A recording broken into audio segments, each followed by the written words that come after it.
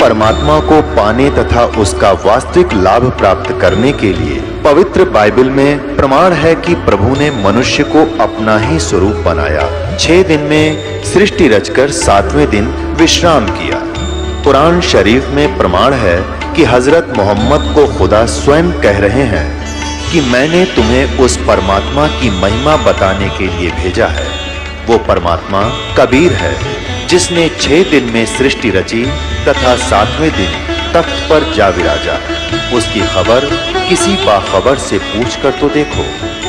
कृपया अवश्य सुनिए जगत गुरु तत्वदर्शी संत रामपाल जी महाराज के अमृत वचन। उस ज्ञान को प्राप्त करके प्राणी सभी कर्मों से मुक्त हो जाता है, उसका वो छुटकारा पा लेता, उसका पुनर्जन्म नहीं होता। चौथे अध्याय के 34वें श्लोक में कहा कि अर्जुन, उस तत्व ज्ञान को जो परमात्मा स्वयं आकर अपने मुख कमल से वो वाणी बोलता है, वो तत्व ज्ञान है। उस तत्व ज्ञान को, उसको सूक्ष्म वेद भी कहा है। उस तत्व ज्ञान को तू तत्वदर्शी संतों के पास जाकर समझ। उनको दंडवत प्रणाम करने से, कपट छोड़कर सरलता पूर्वक प्रसन्न करने से वो तत्वदर्शी संत तुझे उस परमात्म तत्व का अर्थात तत्व ज्ञान का उपदेश करेंगे। अब 15वें अध्याय के प्रथम मंत्र में उस तत्वदर्शी संत की पहचान भी बता दी है कि जो संत उल्टे लटके हुए संसार रूपी वृक्ष के, ये संसार रूपी वृक्ष है अर्जुन, ऊपर को जड़ है वो तो पूर्ण परमात्मा है, पूर्ण ब्रह्म है, जिस जो सबका धारण पोषण करता है। 15वें अध्याय के 1 से लेकर 4 में और श्लोक में और 16-17 श्लोक में 3 पुरुष, 3 भगवान, 3 ब्रह्म स्पष्ट किए हैं। सरपुरुष कहो, सरब्रह्म कहो, ये तो काल है। सर माने नासवान, ये 21 ब्रह्मांड का स्वामी, ये सरब्रह्म है। और दूसरा अक्षर ब्रह्म, अक्षर पुरुष कहो चाहे प्रभु कहो, स्वामी कहो, राम कहो, ब्रह्म कहो, ये 7 शंख ब्रह्मांड का स्वामी है। इसकी आयु बहुत लंबी है लेकिन इसकी भी मृत्यु है, इसलिए इसको भी अक्षर पुरुष का है, ये चिरस्थायी है। और फिर तीसरे नंबर का जो परमात्मा है, परम अक्षर ब्रह्म कहलाता है, वो बताया उत्तम पुरुष तु अन्य, जो 17वें श्लोक में कहा 15वें अध्याय के, उत्तम पुरुष तु अन्य परमात्मा इति उदाहरत है। ये लोग तरम अविश्य विवर्ती अवैश्वर है, वो परमात्मा इन दोनों से अन्य है। जो 15वें अध्याय के 16वें श्लोक में सरपुरुष और अक्षर पुरुष कहे हैं, इनसे कोई अन्य है वो परमात्मा जो सबका धारण पोषण करता, 3 लोकों में प्रवेश करके। तो 15वें अध्याय के प्रथम श्लोक में बताया कि ऊपर को जड़ और नीचे को शाखा वाला ये उल्टा लटका हुआ संसार रूपी पीपल का वृक्ष समझो, एक फॉर एग्जाम्पल दिया है। और जो संत इसके सभी विभाग बता दे, न्यारे न्यारे, भिन्न भिन्न, स वेदविद, वह वेद के तात्पर्य को जानने वाला है, वह वेद का ज्ञाता है, वो तत्वदर्शी संत है। तो पुण्यात्माओं, 600 वर्ष पहले परमात्मा स्वयं आए थे, जैसा उनका विधान है कि वो स्वयं आकर अपने मुख कमल से उस तत्व ज्ञान का प्रचार करते हैं, जो हमारे नकली धर्मगुरुओं ने, डुप्लीकेटों ने रिजेक्ट करके कूड़े की टोकरी में डाल रखा था, धानक जुलाहा कह के, उसकी वाणी झूठी कह के। आज दास को परमात्मा ने जोरी बनाया, उस लाल को परखा और उसको कूड़े की टोकरी से उठाकर आज सिद्ध कर दिया कि Kabir is God, Kabir is God, Kabir is complete God.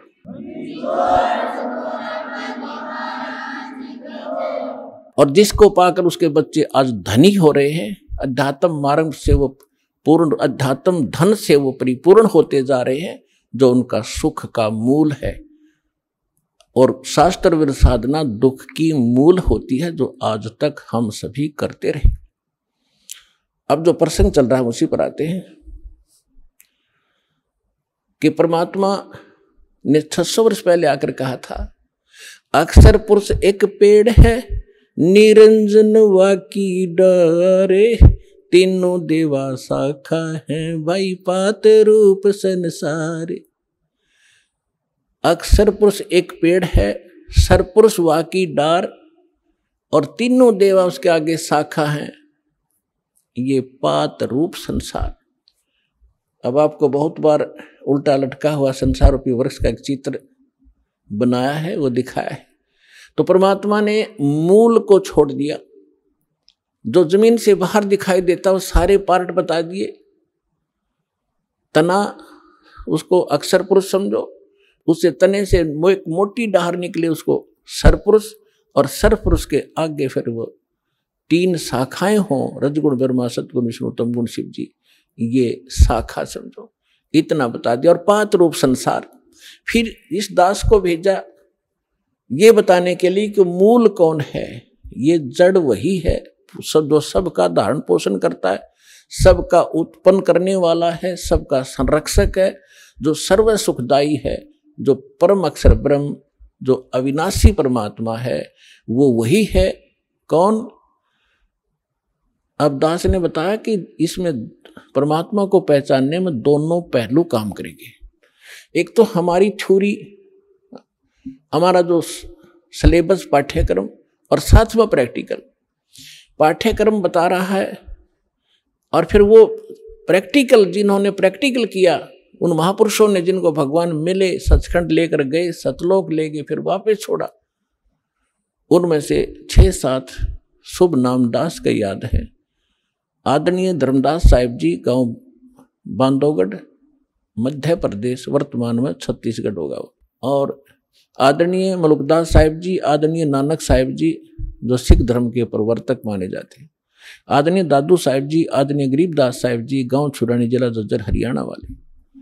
आदरणीय गीसा दास साहिब जी, गांव खेखड़ा, जिला बागपुर, उत्तर प्रदेश वाले। आदरणीय स्वामी रामानंद जी, काशी वाले। तो इन महापुरुषों में से आदरणीय गरीबदास साहिब जी के विषय में दास बताना चाहेगा।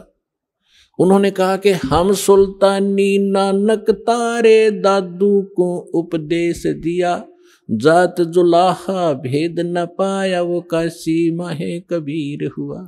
अनंत कोट ब्रह्मांड का एक रति नहीं भारे, सतगुरु पुरुष कबीर हैं ये कुल के सिरजनहारे। तो वो जड़ है उस संसार रूपी वृक्ष की, वो कबीर है। कबीर परमात्मा कौन? उसको परम अक्षर ब्रह्म कहो, उसको सत्य पुरुष कहो, अमर पुरुष कहो, उसे परम पुरुष कहो, उसे परम अक्षर ब्रह्म कहो, उसे परम अक्षर पुरुष कहो। ये उनके उपमात्मक नाम है। वास्तविक नाम उस परमात्मा का कबीर देव है। उसको अल्लाहु अकबर कहो, कबीर देव, कबीर साहब, अल्लाहु अकबर, कबीर भगवान, अल्लाह माने भगवान, अकबर अकबरी, अकबीर कबीर, ये कबीर को ही अपभ्रंश करके अकबर बोलते हैं। जैसे हम कबीरू बोल देते हैं, कबीरा बोला करते थे। जैसे गरीबदास जी को गांव वाले गरीबू कहा करते थे। तो ऐसे हम अपभ्रंश करके अपने नाम रख लेते हैं। उनका वास्तविक नाम है कबीर देव, अल्लाहु अकबर, अल्लाह कबीर, गॉड कबीर। अब जो प्रसंग चल रहा था उसी पर आते हैं कि वो परमात्मा स्वयं यहां आते हैं। अब इसमें दोनों पहलू साथ चलेंगे कि जिनको भगवान मिले उन्होंने प्रैक्टिकल किया, और जो हमारे सदग्रंथ आज तक हमें ज्ञान दे रहे थे, हमारे धर्मगुरु समझ नहीं सके, वो हमारा दुर्भाग्य और उनका भी दुर्भाग्य कहेंगे, क्योंकि वो उनकी बुद्धि काल के वश थी। अब हम सतगुरु शरण में आ गए तो हमारे ऊपर काल की जकड़ नहीं रही, इसलिए आप इस ज्ञान को समझ रहे हो। जिस दिन आपका नाम खंड हो जाएगा, यहां से कनेक्शन कट गया, परमात्मा का पंजा आपसे उठ जाएगा, आपको यही शब्द कड़वे लगने लग जाएंगे, और ये हमारे यहाँ भक्त भी आपको बुरे बुरे दिखाई देंगे, क्योंकि काल प्रवेश कर जाएगा, आपकी बुद्धि को भ्रष्ट कर देता है। आज तक ब्रह्मा विष्णु महेश की गांठ बांध रखी, इसने चक्कर बांध रखा, समझने नहीं दिया। आपकी क्या औकात, आप इस मालिक की शरण से दूर होकर आप सुखी हो जाओगे। जून का महीना हो, और घर से बाहर, एसी रूम से बाहर निकल के कोई सुखी हो सकता है? चाहे शराब पी कर निकले जा बाहर, गली में पड़ा रहो। बेशक वो कहा रहो शराब के नशे में मैं बहुत सुखी हूं, अब सुखी हूं, खाक सुखी है, रेत में पड़ा पसीने आए पड़े, झागा रहे मुख में। तो ऐसी दशा उन लोगों की जो भगवान से दूर हटकर इस काल के खेमे में खेल खेल रहे हैं। चाहे वो भक्ति कर रहे हैं, वो भक्ति भी नकली, या संसारिक सुख प्राप्त करने के लिए वो को प्रयास कर रहे हैं, क्योंकि इस काल की साधना से सुख हो ही नहीं सकता। सुख होगा तो इस परमात्मा की ही रजा से, इस साधना से होगा। आदरणीय गरीबदास साहिब जी ने प्रैक्टिकल बताया कि अजब नगर में ले गए हमको सतगुरु आने, अजब नगर में ले गए हमको परमेश्वर आने। आन माने आके, अजब नगर में, ऐसे अजब कमाल के लोक में लेके गए भगवान मुझे खुद आकर के। और जल के बिंब अगाध गति हम सूते चादर ताड़े।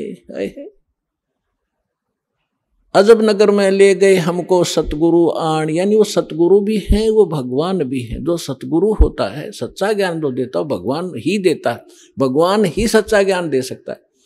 तो उनको सीधे भगवान मिले थे, सतगुरु कहो चाहे परमेश्वर कहो। अजब नगर में ले गए हमको परमेश्वर आने, आन माने आके। ये हमारी देसी भाषा हरियाणा की लैंग्वेज में देखा ग्रंथ है। और जल के बिंब अगाध गति वहां सूते चादर तान, चादर तान के सोना, यानी कति निश्चिंत हो जाना, बेफिक्र होकर सोना। एक मुहारा है यहाँ देसी कि अच्छा चादर तान के सोए है, सारे काम कर लिए।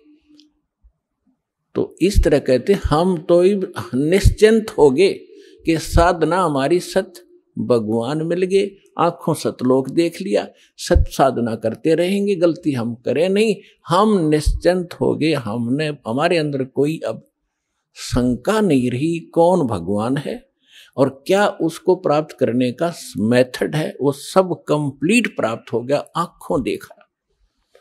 तो दास आपको इतना ही दृढ़ करना चाहता है। देखो, माता पिता अपनी बिटिया का विवाह करते हैं तो वो जाकर लड़के वाले का घर भी देखते हैं, उसकी प्रॉपर्टी से भी परिचित होते हैं, अन्य थर्ड पर्सन से भी पूछते हैं।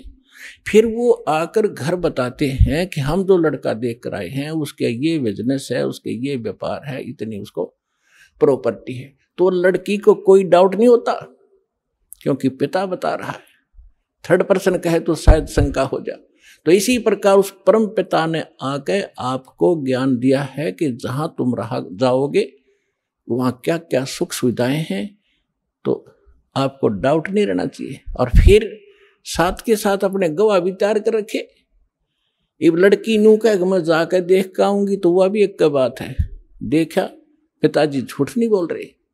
तो इसी प्रकार आप जी ने एक नेक भक्त का भी आचरण एक दिखाना है कि जो दास बोल रहा है वो किसी डूम भाट के गीत नहीं है, गॉड गिवन स्पिरिचुअल नॉलेज है, एच इट इज, जो भगवान ने बताया। और जिन महापुरुषों को भगवान मिले उन निजों का तो सेकंड किया, हमारे सदग्रंथ बता रहे। अब आपको श्रीमद् भगवद गीता से परिचित कराया। और विशेषकर हिंदू समाज तो जो भगवान की तरफ में पहले से ही लगे हैं तो उन्होंने तो गीता का पाठ रोज कर ही रखा तकरीबन। दास एक बार 2003 के अंदर उदयपुर के अंदर सत्संग कर रहे थे, थोड़ी सी संगत होती थी और हमारे पास एक प्रोजेक्टर सिस्टम हमने किया था और टीवी पर दास दिखा रहा था, बता रहा था। एक बहन सुन रही थी, उसमें प्रोजेक्टर सिस्टम नहीं था, केवल टीवी ही पर हम दिखा रहे थे। टीवी पर थोड़ी बहुत दूर दिखा करते, थोड़े आदमी बैठा करते। उसके तुरंत बाद हमने प्रोजेक्टर ले लिया था भक्तों ने। तो सत्संग कर रहा था, उसमें बताया सारा कुछ, गीता को दिखाया। फिर मैं नीचे आकर एक चारपाई डली थी उस पर बैठ गया। 10-20 भगत, कुछ शंका समाधान वाले, कुछ दीक्षा के इच्छुक आकर बैठ गए। तो एक बहन कहने लगी, जी मैं तो व्रत करती हूँ, शुक्रवार का मैं छोड़ूंगी नहीं। मैंने कहा बहन आप गीता को मानते हो? कहा गीता डेली पढ़ती हूँ।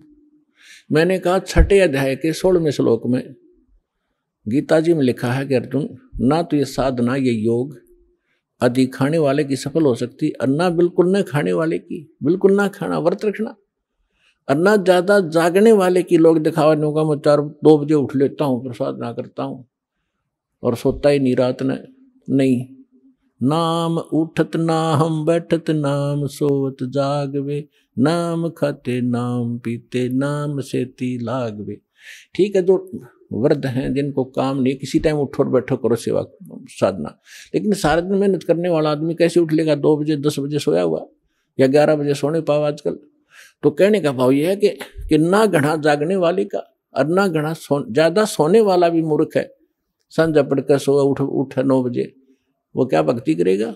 तो कहते सब संयम रखो, सबके अंदर संयम, हर तरह का संयम रखकर साधना करने से होता है। तो मैंने इतना ही कहा था कि गीता अध्याय नंबर 6 के श्लोक 16 में न बोले जी बिल्कुल सही है, और मैं रोज पढ़ती थी। आज बुद्धि खुली है मेरी। माँ बेटी आज तक तुम्हारी बुद्धि काल न जकड़ रखी थी, रोज पढ़ा करते। मोती मुक्ता दर्शत नाही, ये जग है सब अंदरे, दिखत के तो नैन चश्म इनका फेरा मोतिया बंदरे। ये बड़े विद्वान पढ़े थे, बड़े लय ला कर गीता का पाठ करा करते थे, बड़ी मधुर वाणी से श्लोकों का उच्चारण किया करते थे 1 घंटे तक। तो खाक था उनके पास, मोतिया बिंद था, उसको पता नहीं इसमें बोल क्या रखा, तुम कर क्या रहे हो।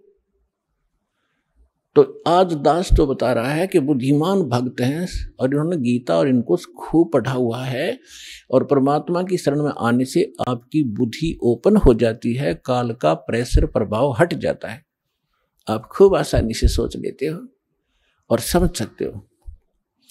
तो गीता के अंदर जो दास ने प्रमाण दिए, विशेषकर हिंदू समाज जिनसे खूब परिचित है कि ऐसा ही लिखा है, लेकिन समझ नहीं सके थे।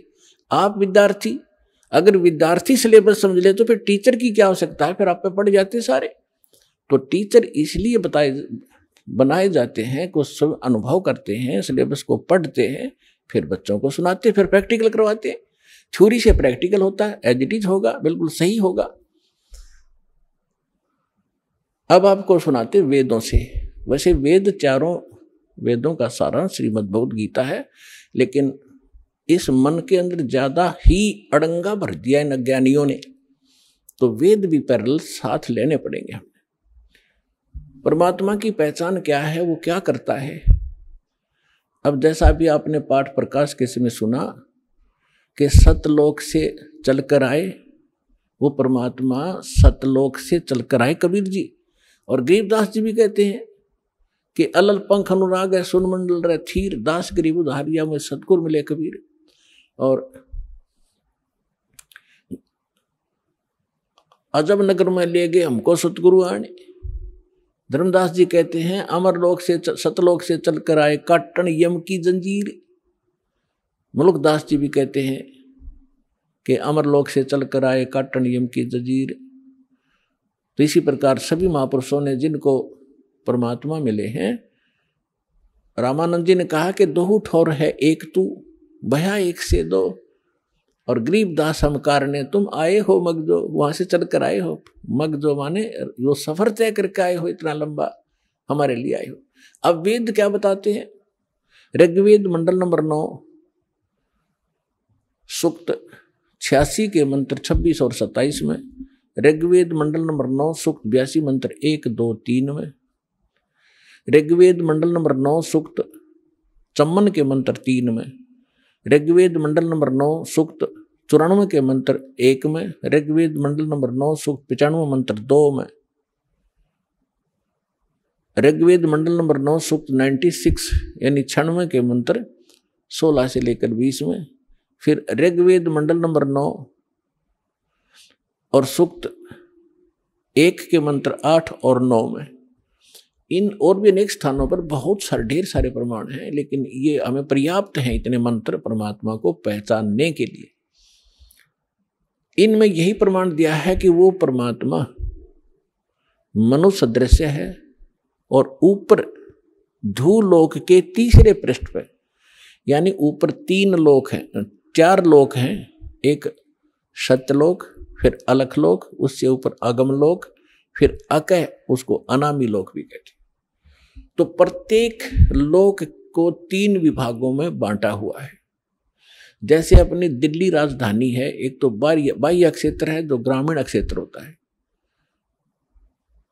और एक बाजार क्षेत्र है, बाजार जहाँ दुकान दुकानें हैं, बाजार है, और तीसरा वो स्थान है जहां हमारी पार्लियामेंट हाउस है। तो ऐसे बताया है कि वो ध्रुलोक, ध्रुव माने उस तेजो में पृथ्वी, सतलोक में वो परमात्मा राजा के समान सिंहासन पर विराजमान है, सिर पे मुकुट है, देखने में वो राजा जैसा लगता है और वहां रहता है। ऐसा ही परमेश्वर ने खुद बताया है, ऐसा ही महापुरुषों ने जिनको भगवान मिले उन्होंने बताया है कि उस परमात्मा के एक रूम में बाल कहो, बाल का छिद्र कहो जो रोमकूप कहलाता है, करोड़ सूर्य मिला दे, करोड़ चंद्रमा, इतनी रोशनी उस मालिक की, वो भी फीकी पड़ जाए। और जब वो परमात्मा यहाँ आता है अपने रूप को सरल करके आता है। गरीबदास जी कहते हैं तेज पुंज अन्य दे धर के, हल्की तेज पुंज तन दे धर के, इस विध हमको भेंट ही, इसलिए इस तरह हमें आकर मिलते हो परमात्मा। ये वेद कह रहे कि वो परमात्मा अपने रूप को सरल करके अच्छी आत्माओं को मिलते हैं, नेक आत्माओं को, जो दृढ़ भक्त होते हैं, जो उसके वचन का पालन करते हैं, अटल खड़े हो जाते हैं उसके वचन पर, उनको मिलते हैं। उनको किस उद्देश्य से मिलते हैं? ज्ञान देने के लिए। और फिर वो परमात्मा एक कवि जैसा आचरण करते हैं, कवियों की तरह, कविताओं के माध्यम से, लोकोक्तियों के माध्यम से, दोहावलियों के माध्यम से अपने तत्व ज्ञान का प्रचार बोल बोल के अपनी उच्च अमृतवाणी में वो करते हैं, सुनाते हैं।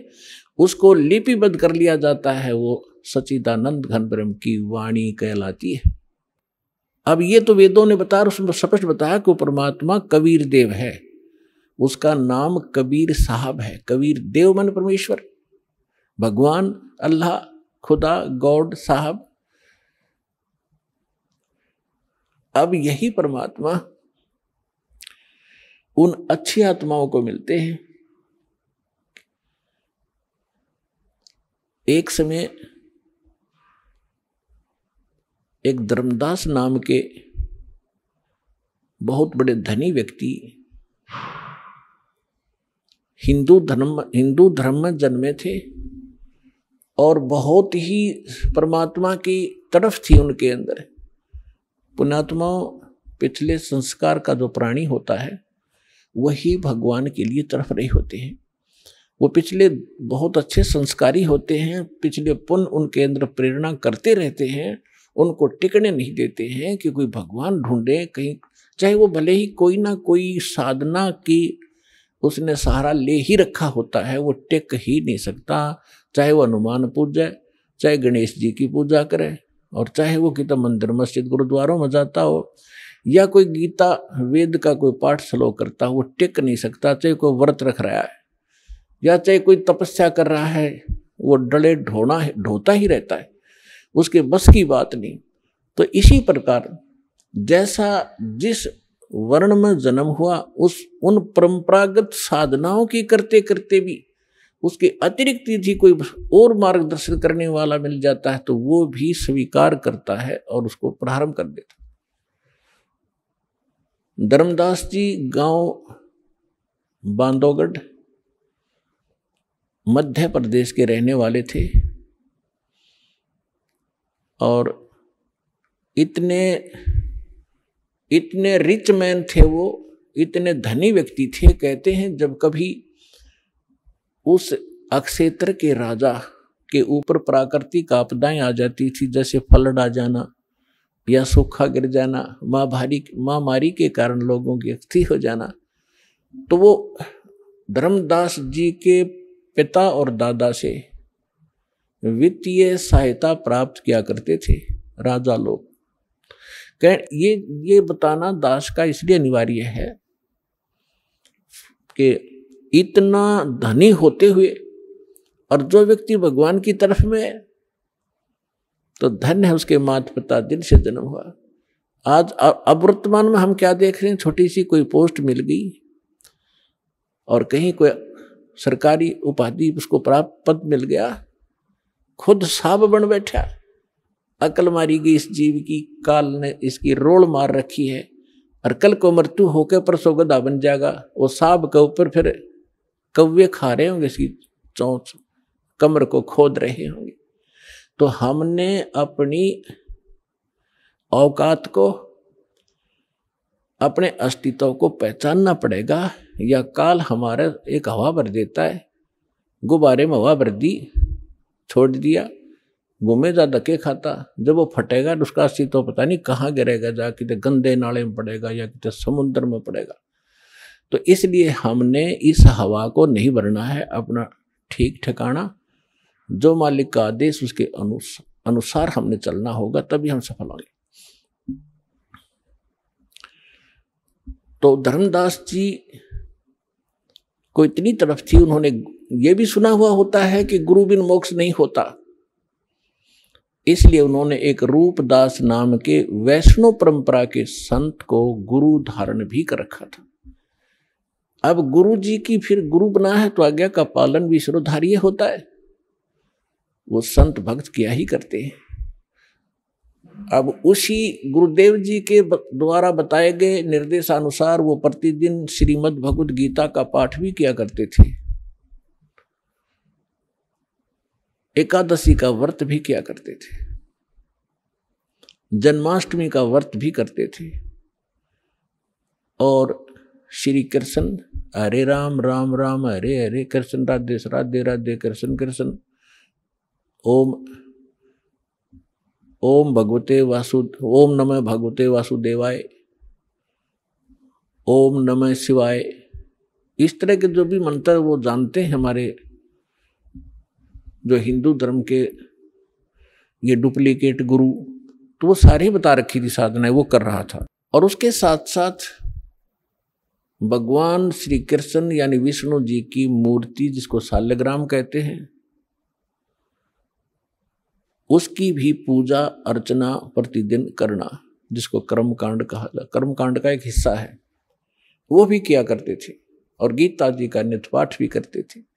68 सभी तीर्थों का भ्रमण करने से भी मोक्ष उसको बता रखा था।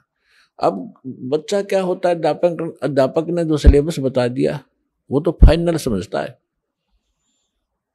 जो कहा ठीक है जी। इतना बड़ा सेठ मन में आई कि तीर्थों का भ्रमण किया जाए। उस समय परमात्मा जिस समय मिले उनकी एज भी 60-62 के आसपास हो चुकी थी। साधना उद्देश्य से तीर्थ भ्रमण करने के लिए अपनी धर्मपत्नी की राय ली।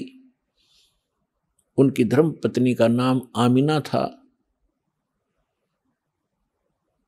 उससे आज्ञा लेकर के वो चल पड़ा कि मैं तीर्थ भ्रमण करना चाहता हूँ। चौथा आश्रम मेरा लगभग शुरू होने जा रहा, तीसरा आश्रम आ गया है। तो जैसे भी आज्ञा लेकर चल पड़े। भ्रमण करते करते वो मथुरा के अंदर उस स्थान पर पहुंच के जहां पर ये माना जाता था कि यहाँ पर हमारे बाल गोपाल श्री कृष्ण भगवान जब यहाँ रहा करते मथुरा में, इस सरोवर में स्नान किया करते थे। और फिर वहां जाकर के एक गिरिराज बोलते हैं उसको, दोरना, उसको गिरिराज बोलते हैं, जिसको भगवान श्री कृष्ण ने उठाया था जब इंद्र देवता स्वर्ग का राजा अपनी पूजा न करने से अक्षुब्ध होकर के व्रज को डुबोना चाहता था अधिक वर्षा करके। तो श्री कृष्ण जी ने उस पहाड़ को उठा के और पूरे ब्रज पर फैला दिया था। वर्षा खूब हुई थी और इंद्र थक गया था वर्षा कर करके, और वो कुछ बिगाड़ नहीं सका ब्रज का। तब उसने अक्षमा याचना की थी। तो उस स्थान पर भ्रमण करके, उस गिरिराज की परिक्रमा करके हम अपना मोक्ष मानते थे, उस सरोवर में स्नान करके हम मोक्ष मानते रहे। इसी उद्देश्य से धर्मदास साहिब जी भटक रहे थे, वहां पहुंच गए।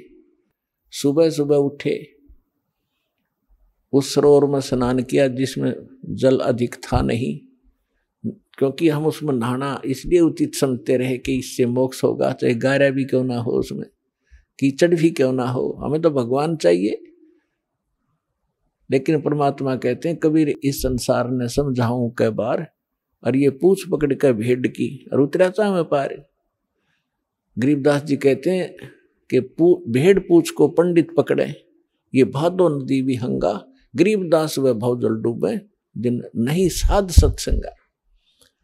जिनको संत नहीं मिलते, सत्संग नहीं मिलता, तो वो भवजल के अंदर ऐसे डूब जाते हैं जैसे भादों के अंदर नदियां। भादों महीने में बहुत जबरदस्त वर्षा होती थी और सभी दरिया बहकर चल पड़ती थी, फुल स्विम पर ओवरफ्लो होकर को हो जाती थी। और उस समय कोई ये कहे दरिया पार करने के लिए भेड़ की पूंछ पकड़ तुझे पार कर देगी, नहीं, उसका ये साधन नहीं है पार होने का। पार होने के लिए नौका, लीक प्रूफ नौका हो और उसका चालक ट्रेंड हो, तब वो पार होंगे। ये साधन है प्रॉपर।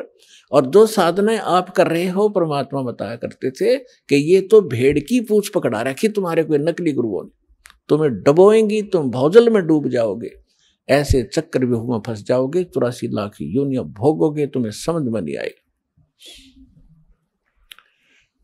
उस तालाब में स्नान करके उसी से जल का लोटा भर के और भगवान की मूर्ति को स्नान कराया। स्नान करा करके नए वस्त्र पहना करके पुराने वस्त्र थैले में डाल दिए, बाद में धोऊंगा, और एक स्थान लीप के वहां भगवान की मूर्ति रखी, गाय के गोबर से और मिट्टी मिलाकर लीपते थे, उसे स्वच्छ बनाते थे,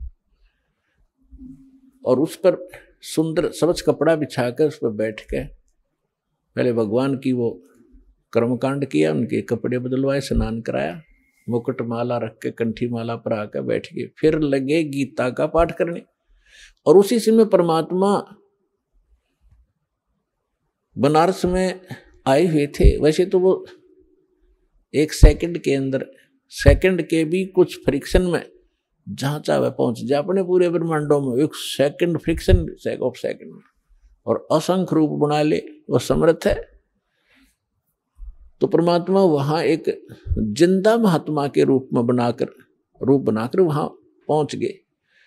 अब जिंदा महात्मा मुसलमानों में अधिकतर होते हैं जो काला कपड़ा पहनते, काला और कोट पहनते हैं, और सिर पर काला ही एक टोप होता है जैसे गोल गोल से चोटे वाला, और कोट घुटनों से नीचे तक होता है, और एक अंडरवियर पहनते हैं, लंगोट, और दाढ़ी और मूछ रखना, सिर पे बाल रखना, ये उनकी पहचान। उनको जिंदा महात्मा कहा करते थे। और जिन भी महापुरुषों को मिले हैं इस वर्तमान में, आदरणीय धर्मदास साहिब जी को, आदरणीय मुरुगदास साहिब जी को, आदरणीय नानक साहिब जी को, आदरणीय दादू साहिब जी को, आदरणीय गरीबदास साहिब जी को, आदरणीय घीसा दास साहिब जी को, इन सबको ये मिले हैं जिंदा महात्मा के रूप में।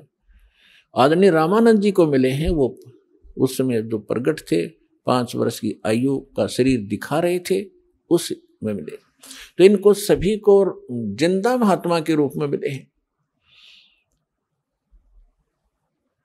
दर जिंदे का रूप शैल वृंदावन कीनी, तहाँ मिले धर्मदास करते हैं बहुत अधीनी। भगत का एक गुण होता है कि बहुत प्यार से विनम्र भाव से बात करता, जहाँ भक्ति की चर्चा चलती है।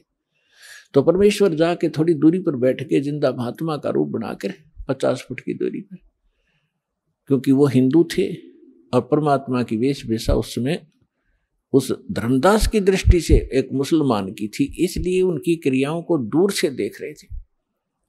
जब धर्मदास जी ने सब क्रियाएं की और फिर लगा गीता का पाठ करने, जब परमात्मा 10 फुट की दूरी पर बैठ गए रेत में अलग से, वो अपना आसन उसन लगा कर बैठा है, तिलक लगा रखा। वैष्णो साधु की जो पहचान होती है, गले में तुलसी की एक मणिये की माला, कंठी बोलते हैं, वो पहन रखी, और वैष्णो संत जैसी वेशभूषा बनाकर वो बैठा।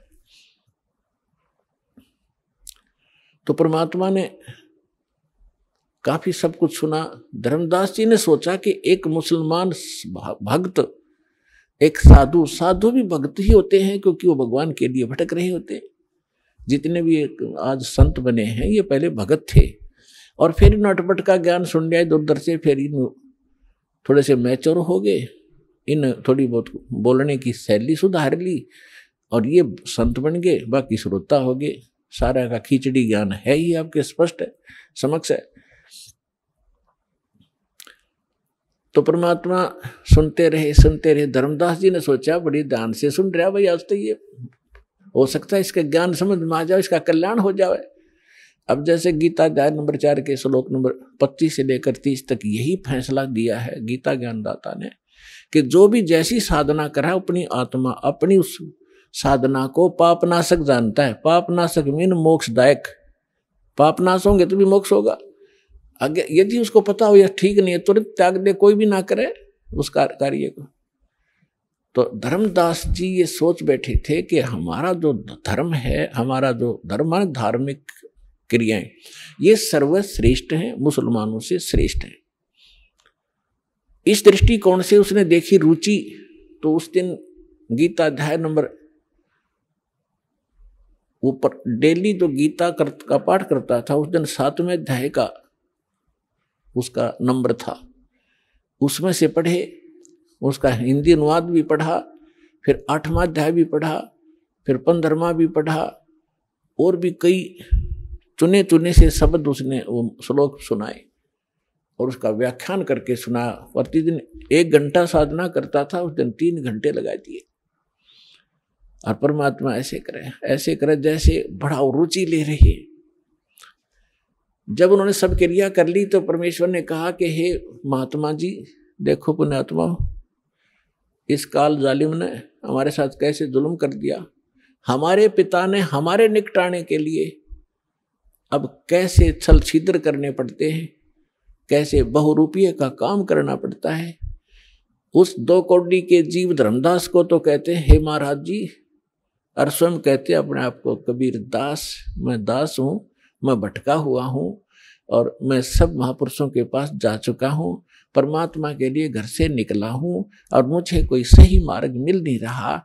आज मैंने आपका ज्ञान सुना, कुछ मेरा खिंचाव हुआ, मैं आपसे परमात्मा की जानकारी चाहता हूँ। अपने आत्माओं जब ऐसे अधीन होकर कोई पूछता है तो हमारी इच्छा बनती है कि बताएं इसको, ये तो भ्रमित है, दूसरे मार्ग मुसलमान है। हिंदू मुसलमानों को इसलिए बुरा मानते थे कि ये मांस खाते हैं, अहिंसा करते हैं, पापी बने हुए। तो इस दृष्टिकोण से उन्होंने समझाया कि इसके पाप बच जाएंगे यदि हमारे धर्म को स्वीकार कर लेगा। तो कहने लगा, धर्मदास जी ने कहा कि कैसा लगा ज्ञान, कि बस पूछो मत, गदगद हो गया हूं। कबीर परमात्मा बोले, और मैं दीक्षा लेना चाहता हूं आपसे। मालिक को पता था कि इतना बुद्धिमान है ये, ऐसी गलती करेगा नहीं। तो धर्मदास जी ने कहा, देखो जी, मैं तो भक्त हूं और मेरे गुरु जी हैं रूपदास जी, वैष्णव परंपरा से मेरा संबंध है, हम रामकृष्ण की पूजा किया करते हैं और मैं उनसे दीक्षा दिला सकता हूं आपको। मैं दीक्षा का अधिकारी नहीं हूं। यदि कोई अनधिकारी दीक्षा देता है वो यूजलेस होती है और वो स्वयं भी दोषी होता है और सामने वाले को भी, शिष्य को भी कोई लाभ नहीं हो सकता। इसलिए मैं आपको दीक्षा नहीं दे सकता, आप मेरे गुरु जी के पास चलिए। अब परमात्मा ने कहा, ठीक है, मैं आपके गुरु जी के पास चलूंगा, मुझे तो दीक्षा चाहिए, मोक्ष चाहिए, लेकिन उससे पहले मेरी कुछ शंकाएं हैं, उनका समाधान चाहूंगा। हाँ बोलो बोलो। धर्मदास जी बोले, बोलो बोलो, क्या शंका है? एक तो मुझे बताओ कि मैंने क्या क्या क्रिया करनी पड़ेंगी और क्या नहीं करनी पड़ेंगी। धर्मदास जी ने बताया कि देखो, जीव हिंसा नहीं करनी, महापाप होता जीव हिंसा करने का, और जो जीव हिंसा करते हैं वो कभी मोक्ष प्राप्त नहीं कर सकते। वो आजीवन भटकते रहते हैं, चाहे बेशक भक्ति करो। परमात्मा बोले ठीक है, मैं त्याग दूंगा, कुछ नहीं करूंगा। फिर कहा कि हमारे गुरुजी नाम देते हैं रामकृष्ण का, वो नारे दशमा भी बोल रहा था, हरे राम हरे कृष्ण कृष्ण कृष्ण हरे हरे। तो ये लाभ जब देंगे जब आप उनसे ले लोगे, अपनी मर्जी से करने से कोई लाभ नहीं होगा। बोला ठीक है जी। परमात्मा बोले बहुत अच्छा।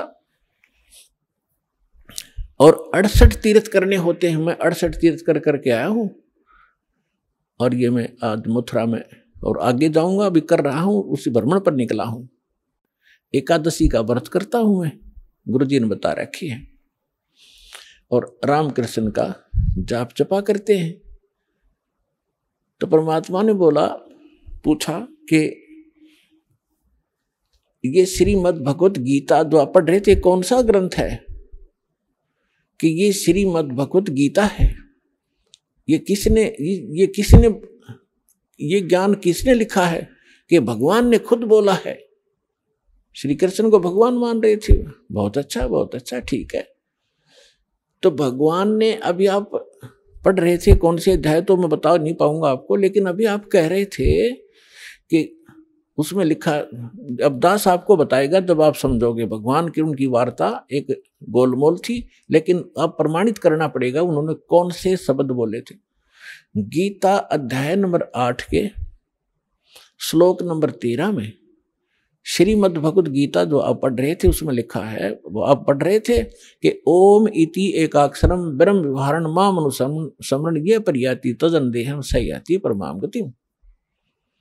मुझ ब्रह्म का, गीता बोलने वाला कह रहा है, मुझ ब्रह्म का केवल एक ओम मंत्र है, इति, यही बस, ये एक अक्षर है।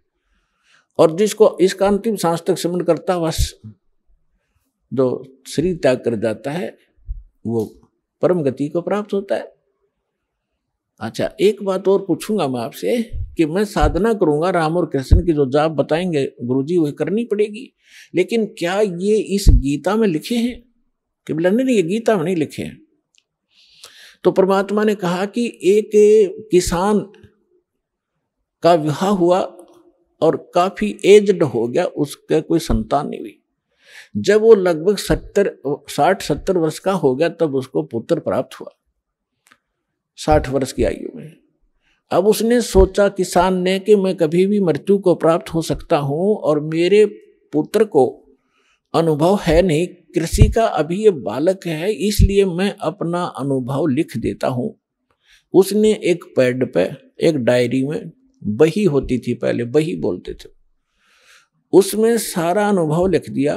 कौन सी क्रॉप, फसल कौन से सीजन में और कितनी बार जमीन को बहाकर संवार कर बोनी चाहिए, पर कितना उसमें प्रति एकड़ बीघा बीज डालना चाहिए, कितने कितने समय पर उस पर पानी देना चाहिए, सिंचाई करनी चाहिए, कब उसमें खाद डालना चाहिए, और कैसी स्थिति होगी जब वो परिपक्व होगी, उसकी ये स्थिति होगी, तब उसको काट कर उसको भूसा अलग करके घर ले आना चाहिए, फिर उसे रोटी बना के खानी चाहिए। वो सारा कुछ लिख दिया। धर्मदास जी सुन रहे, हाँ जी ठीक है, फिर ठीक है। और फिर उस पिता की मृत्यु होगी, और पिता ने कहा था, बेटा यदि मेरी मृत्यु हो जाए तो आप, मेरा अनुभव इसके अंदर लिखा है, इसको पढ़ना और इसके अनुसार अपनी कृषि खेती करना। अब वो बेटा क्या कर रहा है, पिताजी ने बताया था गेहूं बोने के लिए बो रखी है भांग उसने। पिताजी ने बोला था कि इसमें अरहर की दाल बीजना, उसने बीज रखा वहां पर घास दतूरा। तो क्या वो किसान का पुत्र धनी हो जाएगा या वो वस्तु प्राप्त कर लेगा? तो उसका पिता बता के गया था कि नहीं, ऐसा कभी नहीं हो सकता।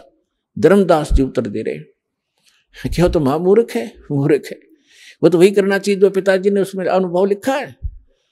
तो धर्मदास जी परमात्मा बोले, गीता का ज्ञान आप बताते हो, भगवान ने बोला। हाँ जी, और भगवान ने इसमें लिखा नहीं, जो मंत्र जाप आप करते हो, जो क्रियाएं आप करते हो, व्रत रखते हो, 6 अध्याय के 16वें श्लोक में व्रत कोई बना किया है, आप एकादशी के दिन भूखे मरते हो, तो आप उस किसान के पुत्र से कम है क्या?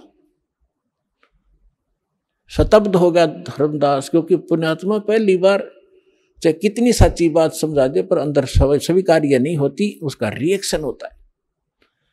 और लेकिन वो जख्म बना देती है अंदर, ऊपर से चाहे वो कितना बड़बड़ कर ले, लेकिन अंदर जगह बन गई।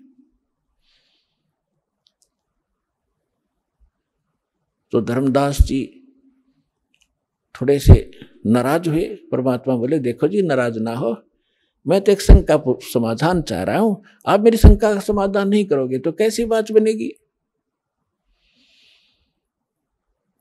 धर्मदास चुप हो गया और मन में ये सोच रहा कि तो मुसलमान है, ऐसी बात करेगा ही करेगा।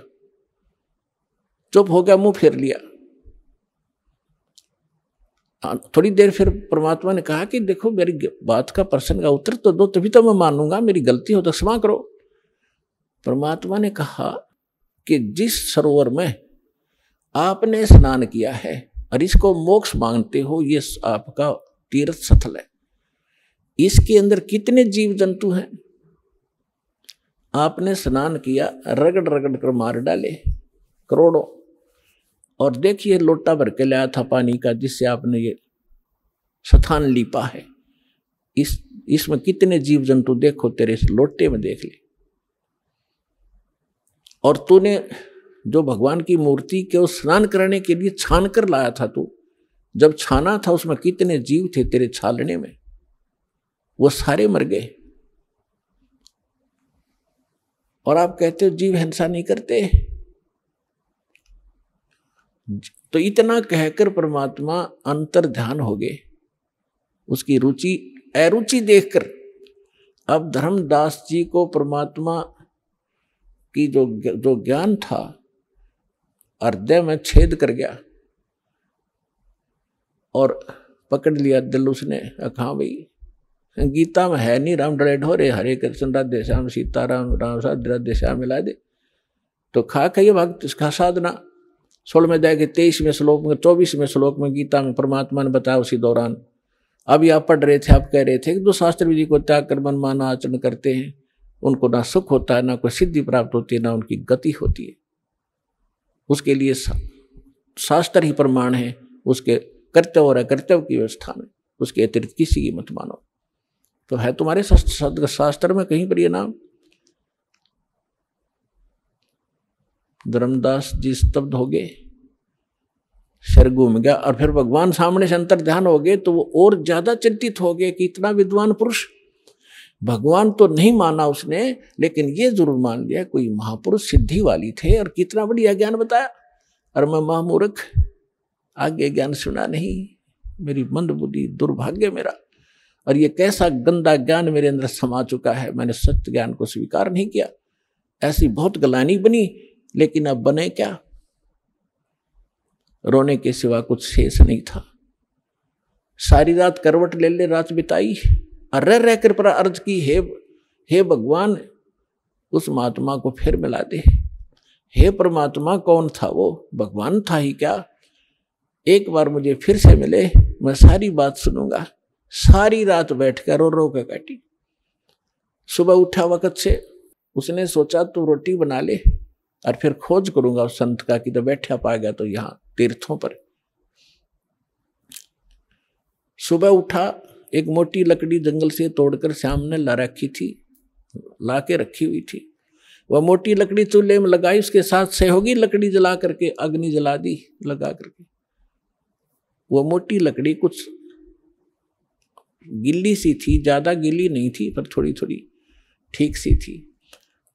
और उसके पिछला हिस्सा जो कटा हुआ था और वो थोड़ी सी थोथी थी, दूर की दूर होलो थी, उसके अंदर सुराख था, उसमें चींटियां भरी पड़ी थी। खाना बना रहा था, खाना बनाते बनाते सुबह उठकर वक्त से बनाने लगा तो निकट जब वो लकड़ी आई, उसका एंड, लास्ट एंड आया। आइए अब हम उन श्रद्धालुओं के अनुभव जानते हैं जो जगत गुरु तत्वदर्शी संत रामपाल जी महाराज जी से दीक्षा प्राप्त कर चुके हैं तथा उनके द्वारा बताए गए भक्ति मार्ग पर चल रहे हैं। नमस्कार सर। नमस्कार। सर क्या नाम है आपका? मेरा नाम राजेंद्र दास है सर जी। राजेंद्र जी आप कहाँ से हैं? मैं जौनपुर उत्तर प्रदेश से हूँ। राजेंद्र जी संत रामपाल जी महाराज से नाम दीक्षा आपने कब ली?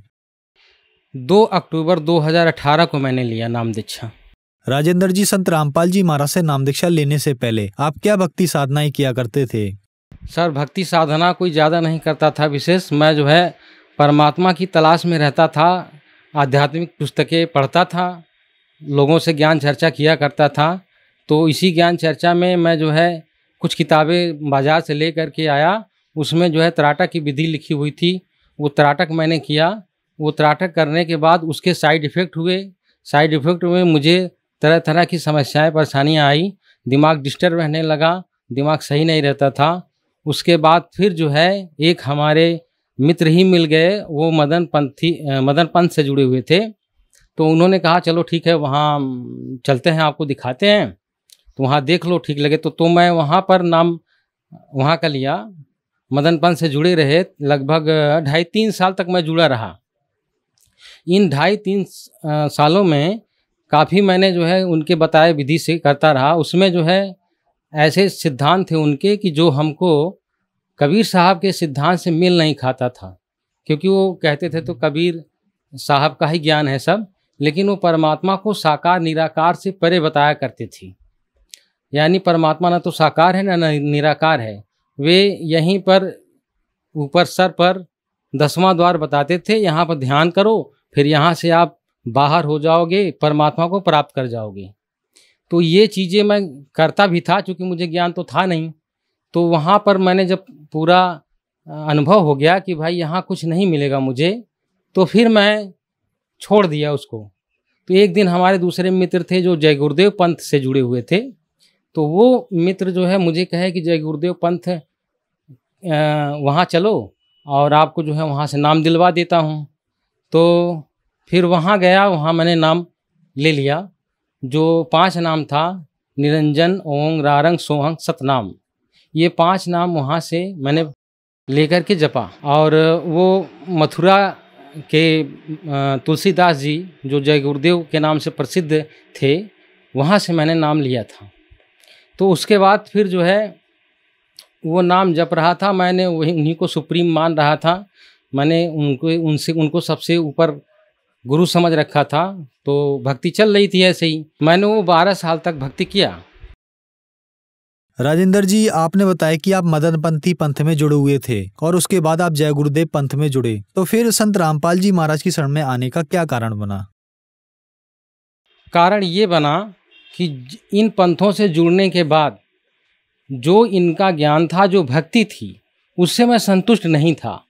कारण क्या था कि एक दिन मैं यूट्यूब पर सदगुरु रामपाल जी महाराज का सत्संग देख रहा था, तो उसमें वो जो है जय गुरुदेव पंथ के बारे में बता रहे थे। तो वो 5 नाम काल के हैं, और ये जो है जो भक्ति करता है वो काल के लोक में जाएगा। वो सारी बातें जब मैं समझ लिया संत रामपाल जी महाराज के सत्संगों के द्वारा, तो मैं समझ गया कि मेरी भक्ति ये गलत है, और उन्होंने प्रमाण सहित दिखाया था। तो उसमें जो है फिर जुड़े रहने का कोई औचित्य नहीं था, क्योंकि मैं मोक्ष चाहता था और मुझे सच्चे गुरु की तलाश थी। तो इसलिए जो है मैंने संत रामपाल जी महाराज के अन्य सत्संगों को भी देखा। तो वो सारे सत्संग जब देखते देखते मुझे पता चला कि हमारे शास्त्रों में, वेद में, गीता में, कुरान में कुछ और बातें लिखी हुई हैं जो इन सब गुरुओं ने गलत बता रखा है, गलत साधना बता रखा है। तो इसलिए मैं समझ गया कि गुरु जी यानी संत रामपाल जी महाराज जी का ज्ञान सही है और मुझे इनकी शरण लेनी चाहिए। तो मैंने इनसे नाम दीक्षा ले लिया। राजेंद्र जी संत रामपाल जी महाराज की शरण में आने के बाद आपको क्या लाभ मिले? सर जी मुझे संत रामपाल जी महाराज से नाम दीक्षा लेने के बाद हमें अपरंपार मानसिक सुकून हुआ। और जो लाभ हुए, एक लाभ ये है कि मेरे किडनी में 5 पथरी थी। वो 5 पथरी मुझे बहुत तकलीफ देती थी। पेशे से मैं स्वयं डॉक्टर हूँ और मैंने सारी की सारी दवाइयाँ ले कर के देख लिया। करीब 2 साल तक लगभग दवा लेता रहा, कोई लाभ नहीं हुआ था। अन्य हमारे मित्र डॉक्टर थे, उनसे भी मैंने संपर्क किया, उनसे भी राय लेकर के दवाइयाँ लिया, अंत में मैं जो है कि एक हमारे जौनपुर के ही MS हैं, उन KP यादव, उनसे भी मैंने ये दवा सलाह लिया, तो उन्होंने कहा कि ऑपरेशन होगा और कोई विकल्प नहीं है। तो इसी बीच मैंने नाम दीक्षा लिया। तो जब मैंने भक्ति करना शुरू कर दिया, तो भक्ति के बाद, नाम लेने के बाद, संत रामपाल जी महाराज से जब मैंने भक्ति नाम ले लिया, तो उसके बाद फिर जो है हमारे किडनी में जो दर्द था वो समाप्त हो गया। आज तक कोई दर्द नहीं हुआ, समस्या हमारी सॉल्व हो गई। डॉक्टर ने रिपोर्ट देकर कहा था कि ऑपरेशन होगा, लेकिन बिना ऑपरेशन के हमारा तकलीफ का समाधान हो गया। दूसरा लाभ ये हुआ कि करीब 25-30 साल से लगातार सर में दर्द होता रहता था, कभी कभी बहुत ज़्यादा बढ़ जाता था। तो वो एक तरह से माइग्रेन था। तो उस माइग्रेन से मैं मुक्ति पाया और बिना दवा के मैं सही हूँ। उसके बाद फिर एक और हमारे साथ योग बनता था कि अक्सर एक्सीडेंट हो जाया करता था। कहीं जाते वक्त जो है अधिकतर थोड़ा सा बच जाता था, तो फिर या फिर लड़ भी जाता था। एक बार मेरा हाथ भी टूट गया था। तो ये योग बार बार बनता था, सैकड़ों बार बना हुआ है। और अब लेने के नाम दीक्षा लेने के बाद अब फिर ये योग नहीं बनता है। ये बहुत विशेष लाभ हैं। एक बार एक कोई व्यक्ति था जो हमारे पर फर्जी मुकदमा कर दिया था, वो SC वर्ग थे। उन्होंने मेरे पास मुकदमा कर दिया था ज़मीन को लेकर के, गलत मुकदमा था वो। मैंने संत रामपाल जी महाराज से प्रार्थना लगाया, मन ही मन दंडवत प्रणाम करके कहा कि हमें इस फर्जी मुकदमे से मुक्ति दिला दो। तो परमात्मा हमारे संत रामपाल जी महाराज ने ऐसी कृपा की कि वो उसको ही सब गांव वाले समझाने लगे कि मुकदमा तुमने गलत किया है, उनके ऊपर से हटा लो। तो वो व्यक्ति जो है मुकदमा फिर वो ख़त्म कर दिया। आज फिर वो मुकदमा नहीं चल रहा है मेरे ऊपर। तो ये भी लाभ हमारे साथ हुए। राजेंद्र जी, आप एक डॉक्टर हैं और संत रामपाल जी महाराज के अनुयायी बताते हैं कि संत रामपाल जी महाराज की शरण में आने के बाद उनकी बड़ी से बड़ी बीमारी ठीक हो जाती है। तो जहां मेडिकल साइंस फेल हो जाता है, डॉक्टर उनको मना कर देते हैं और संत रामपाल जी महाराज की शरण में आने के बाद वह बीमारी ठीक हो जाती है। ऐसा कैसे संभव हो पा रहा है? क्योंकि परमात्मा कबीर साहब की बताई हुई ज्ञान को संत रामपाल जी महाराज बताते हैं। वो परमात्मा के ज्ञान को बता कर के उनके अनुसार उनकी बताई भक्ति विधि को बताते हैं। और उस भक्ति विधि से जो भी भक्ति करेगा उसको लाभ होगा। कैंसर क्या किसी भी तरह की समस्या का समाधान हो जाएगा। इस वजह से साइंस जहाँ खत्म हो जाती है वहाँ इन भक्ति से लाभ होने लगता है। राजेंद्र जी, संत रामपाल जी महाराज से नाम दीक्षा कैसे ली जा सकती है? संत रामपाल जी महाराज से नाम दीक्षा लेने के लिए आप उनके किसी शिष्य से आप कांटेक्ट कर सकते हैं। वो आपको बता देंगे। जगह जगह नाम दान सेंटर खुले हैं, वहाँ वो पहुँचा भी देंगे, वहाँ से ले सकते हैं। दूसरा ये, आप जो है जब उनके सत्संग चलते हैं अन्य चैनलों पर, तो आप एक नीचे चलती हुई पट्टी दिखाई देगी जिसमें नंबर कुछ आपको दिखाई देंगे। उस नंबर को नोट करके आप फ़ोन लगाएं, वहाँ से आपको बता दिया जाएगा आपके नज़दीक के नाम दान सेंटर, वहाँ जाकर आप नाम दीक्षा ले सकते हैं। धन्यवाद सर। धन्यवाद।